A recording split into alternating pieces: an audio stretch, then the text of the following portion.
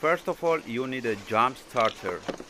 Then you put red positive and black negative cables on the battery and start.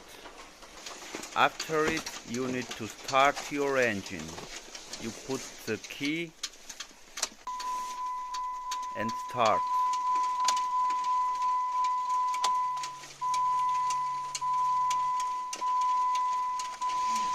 And voila, everything works fine.